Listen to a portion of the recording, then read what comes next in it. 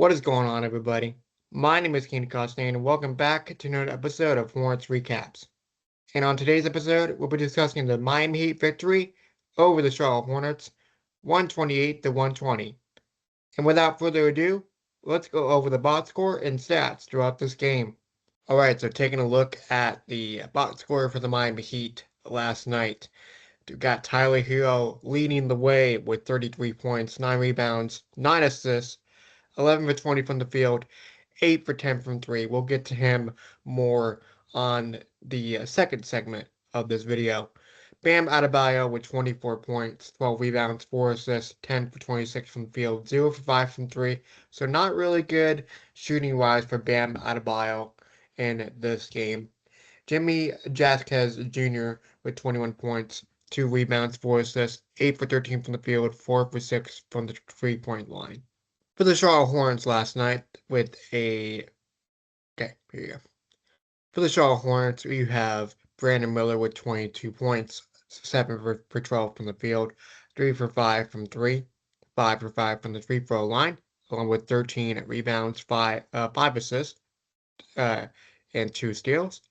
LaMelo Ball with 21 points, 7 for 22 from the field, 5 for 5 from 3, 5 for 15 from 3, 2 for 2 from the free throw line, along with 2 rebounds, 5 assists, and 1 steal. And you had Grant Williams with 12 points, I should say, with 4 for 8 from the field, 3 for 7 from the three-point line, 1 for 1 from the free throw line, along with 6 rebounds and 4 assists. Taking a look at the team stats throughout this game, you had the Charlotte Hornets shooting a 42.7% to the Miami Heat's 46.4%. The three-point percentage, Miami with a 47.4% clip, so that is a unbelievable stat, going 18 for 38.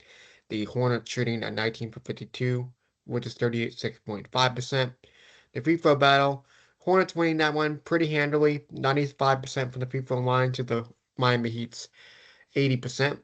The total rebounds, 48 to 44 to Charlotte, and the offensive rebounds were 12 to the Miami's 11. Defensive rebounds, 36 to 33. The assist was 31 to 24 Miami.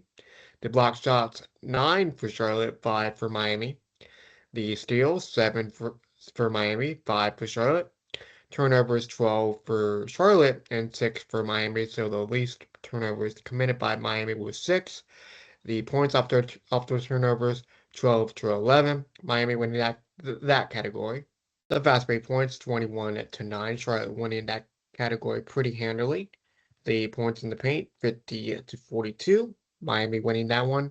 Points per possession was 1.24 for Miami, 1.13 for Charlotte. Personal fouls, 18 for Charlotte, 14 for Miami. And the larger lead for Miami in this game was 9, and the Hornets had a 6-point lead. Now for my Hornets player of the game belongs to Knueppel with 27 points, 2 rebounds, 9 for 14 from the field, 6 for 10 from the three-point line. Knueppel once again putting up outstanding numbers that he put in the last game against the Boston Celtics before the Miami Heat game that took place yesterday. So Knueppel getting back into rhythm once again after struggling against the Portland Trail Blazers and Dallas Mavericks.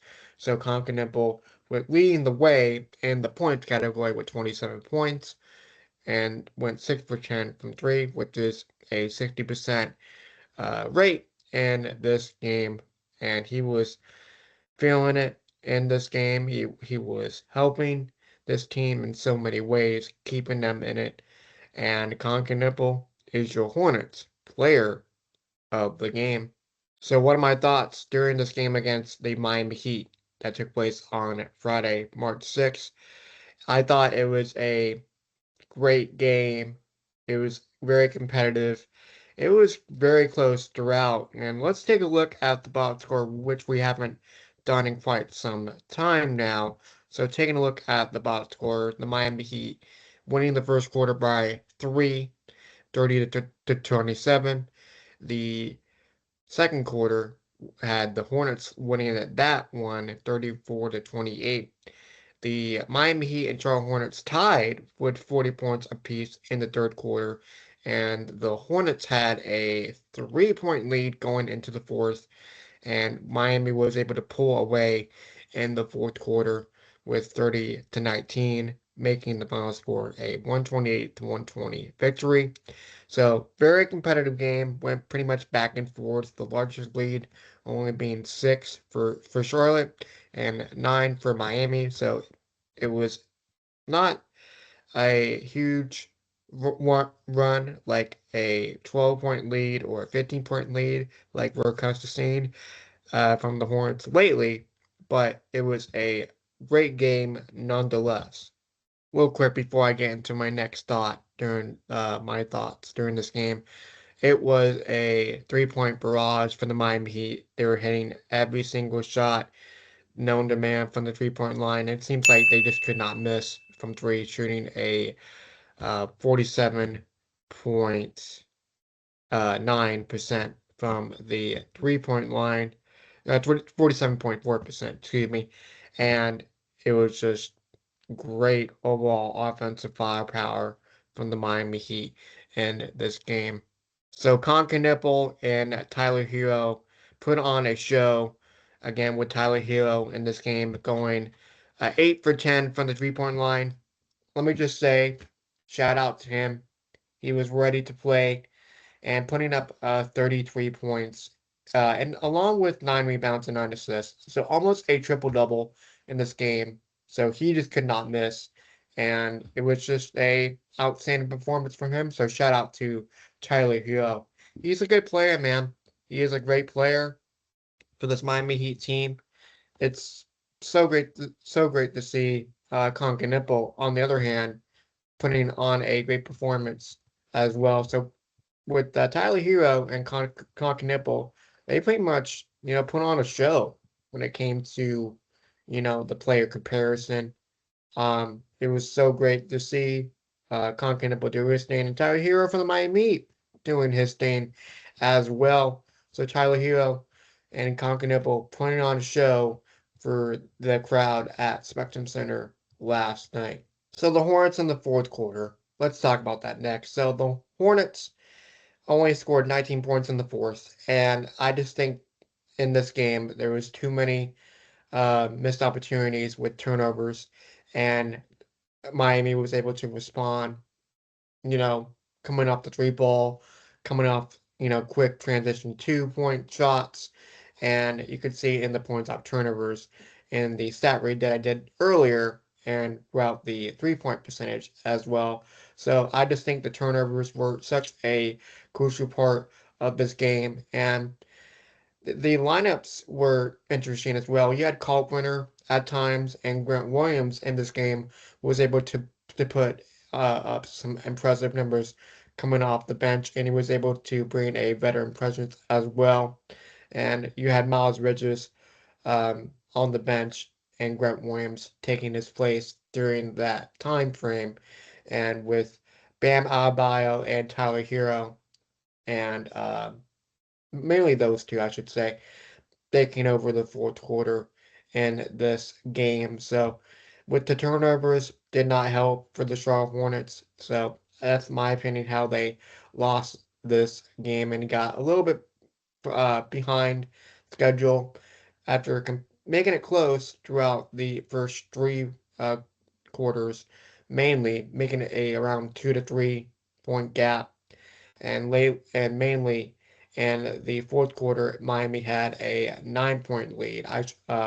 If my memory serves me correctly, in the fourth quarter. So turnovers were played a huge factor for the Charlotte Hornets in this game. So with all that being said, this game felt like a playoff atmosphere, if you will.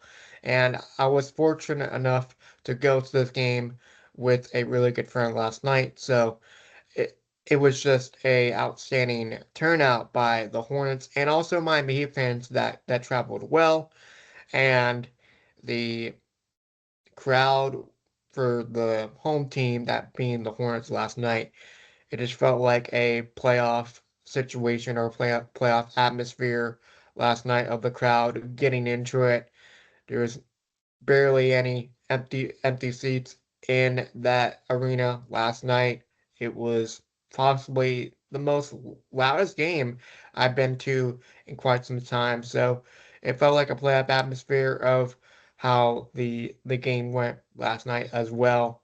And this is a team that the Hornets could possibly see possibly in the future when it comes to playoff seeding later on. It just depends how the Hornets respond later on in this road trip, which we'll get to in our last section of this video. So it was so great to see a great turnout at Spectrum Center yesterday, and yeah, a playoff atmosphere, I should say, that really checks off the boxes. Now, with this starting lineup, they are now currently 20-3 on the season, a of LaMelo Ball, Knueppel, Brandon Miller, Miles Bridges, and Musa Diabate and the starting lineup. And it was a overall great run for this winning streak they've been on lately with 6 in a row being snapped. And let's see if a new streak can begin with this lineup. And I don't see any drastic changes to the rotation. You know, Charles Lee's gonna keep how everything is with the starting lineup.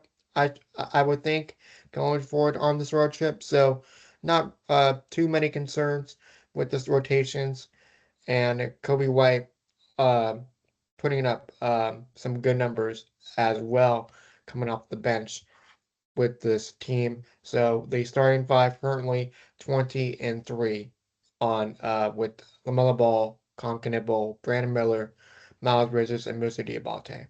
So with that said, let's see if the Hornets can begin a new streak coming up, and I believe that that can happen with this four game road trip coming up here shortly. So that's my thoughts on that. So that'll do it for another episode of Hornets Recaps. Again, my name is Keenan Costain, and if you like what you see, feel free to give it a like, subscribe down below for more, and the next game will take place on the road on March 8th, and it'll be the start of a 4 game road trip, which we'll get to on Monday. Yes, Monday in the next video. So until next time, have a good one, folks. See ya. Bye.